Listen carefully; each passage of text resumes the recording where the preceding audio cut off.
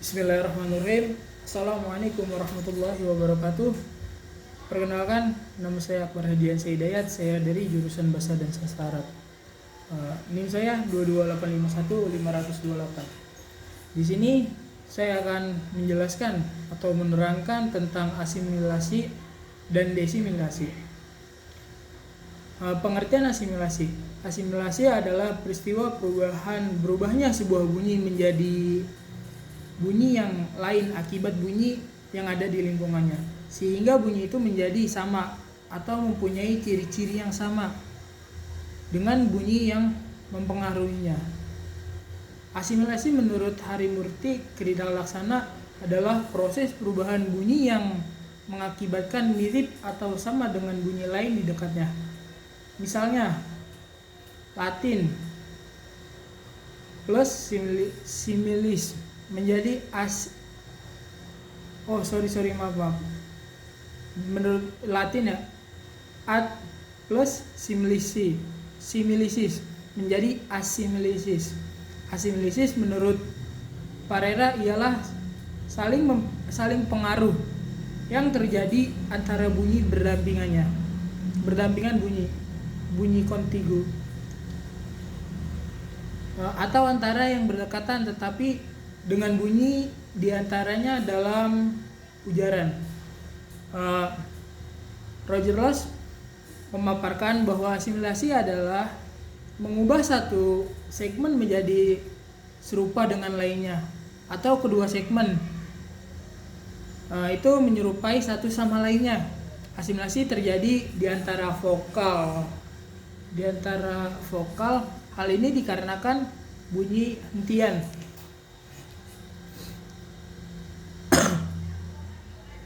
Ya, atau mengambil hambatan yang lebih terbuka dalam lingkungannya. Menurut kata Mbak, assimilation is the modification of a sound in its neckboard. Asimilasi adalah modifikasi suara yang dipengaruhi oleh lingkungan di sekitarnya. Asimilasi merupakan perubahan bunyi secara fonetis akibat pengaruh bunyi yang berasa sebelum dan atau sesudahnya ya. Sehingga perubahan bunyi tersebut dapat berdampak A. Apabila perubahan tersebut tidak berubah makna B, mengubah identitas fonem, maka bunyi-bunyi tersebut berupa alofon dan varian fonem yang sama. Jenis-jenis asimilasi. Terdapat dua jenis asimilasi berdasarkan alur artikulasi, yaitu asimilasi progresif, merupakan proses pengaruh bunyi pada bunyi sesudahnya. Dan yang kedua ada asimilasi regresif, merupakan proses pengaruh bunyi pada bunyi sebelumnya. Dua jenis asimilasi. Di atas terdapat beberapa jenis pelesapan atau penghilangan.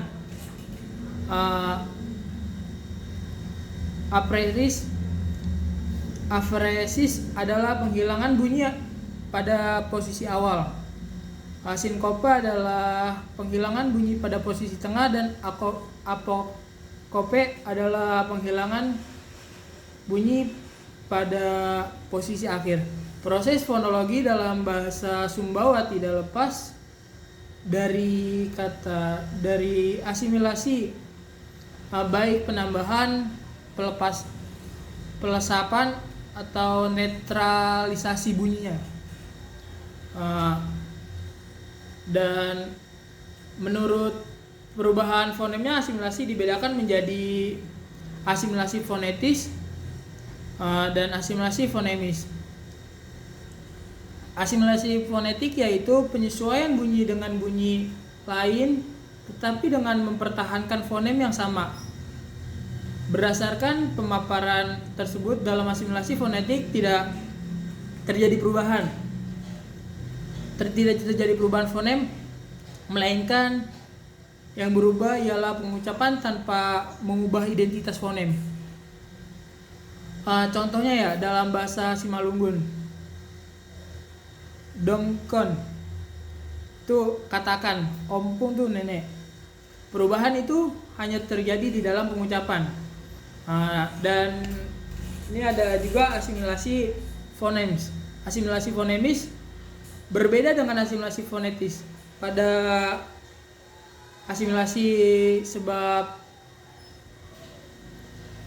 fonem N atau dental berubah total menjadi fonem M atau bilabia.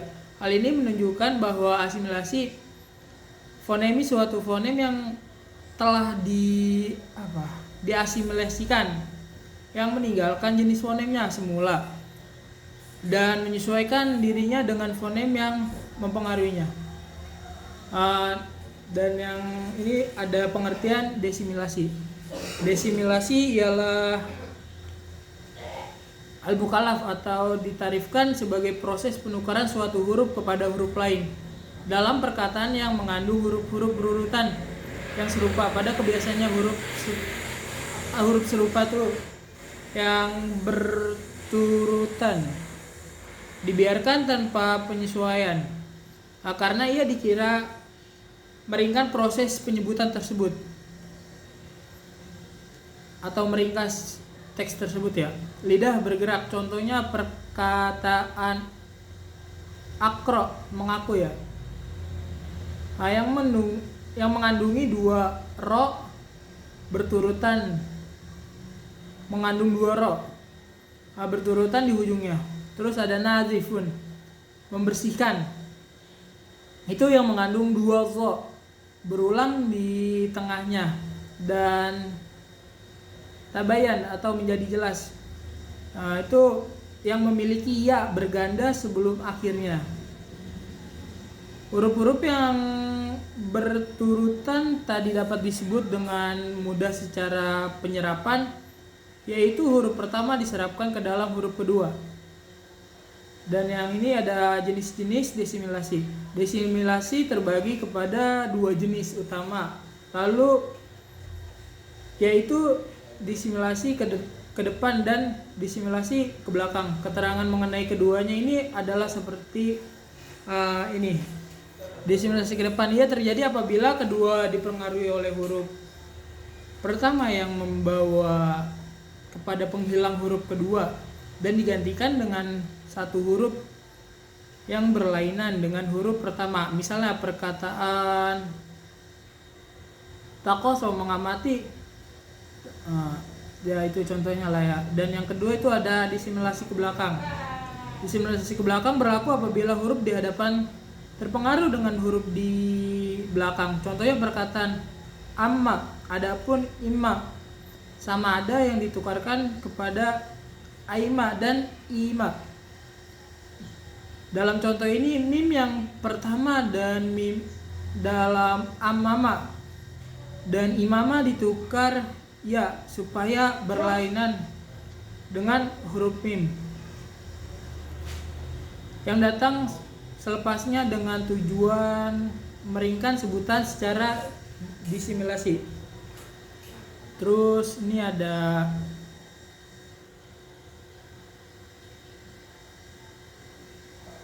ya udah cukup sekian dari saya.